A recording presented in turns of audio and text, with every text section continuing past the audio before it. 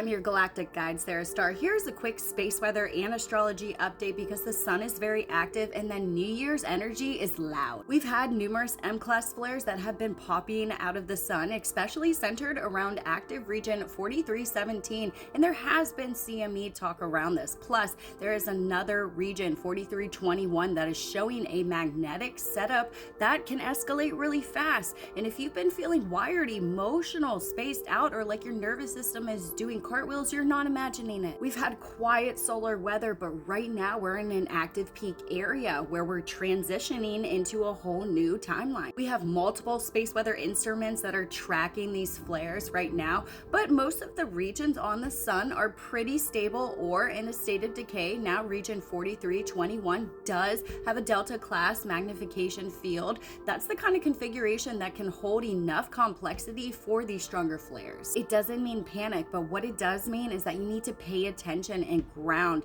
and don't ignore your body's reset. And here's NOAA's 3-day geomagnetic forecast. It's currently not calling for any storms. No G1 minor storm level is expected, but it does show unsettled to active levels with the highest max KP window around late on the 31st of December, around a KP 4, perhaps into a 5, but it looks like we do have some slower things coming in. So for most people, this will show up in your physical reality, in your physical body, as racing minds, as sleep weirdness disruptions, as pressure in your heads or your ears, or feeling emotionally buzzy, or you have this deep fatigue right after a burst of productivity. They're not medical claims. What this is that this is a pattern that people have picked up on when we have active geomagnetic conditions. They also kind of label it as Havana syndrome. These are ascension symptoms because higher energy is coming in, it's incorporating into your body,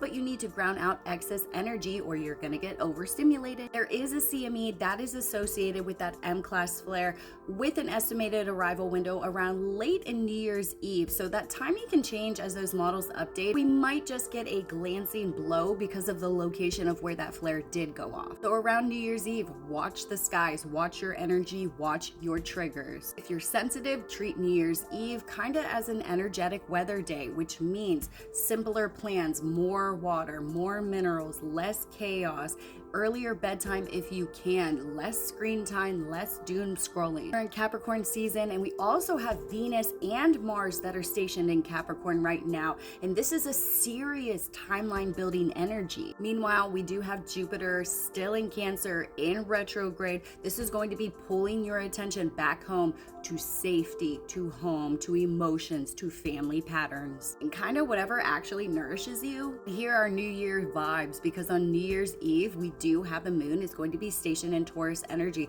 So this is going to be very grounded. This is going to be body based to keep it real. New Year's Day, we have our moon that's going to be moving into Gemini energy. What also is moving is Mercury is going to be moving into more Capricorn energy. So it's going to be stacked on stacked. This is grounded energy, so we can make a foundational jump. You know what I mean? But this is going to be centered around plans and messages and then decisions. They're going to get more sharper and more practical. That was the tropical astrology. Let's switch onto a Vedic lens now. So if we look at the Vedic lens, this reads more like Sagittarius to Capricorn bridge energy, centered around truth, beliefs, disclosure themes, something that is moving into a structured atmosphere, accountability and real world action. This is Earth and Cardinal, very heavy right now with Capricorn, but we do have some water support systems with Cancer and with Pisces, but this means that this is going to build a whole new timeline, but you have to do it with emotional honesty. You have to do it with structure and softness. Tailor that with boundaries and your heart, and you have a beautiful jump coming. And yes, disclosure is still in the collective field right now. Mainstream coverage keeps cycling through a lot of these new UAP documentary talks or anything that has been renewed media attention right now. So discernment is your superpower. If you didn't know that, that's a psychic ability. So with that superpower, you need to stay curious, you need to stay grounded, and don't let fear take the steering wheel away from you. And if you want the big picture of what 2026 is going to be bringing you month by month, tomorrow live, I will be doing my 2026 energy update predictions yet again, month by month.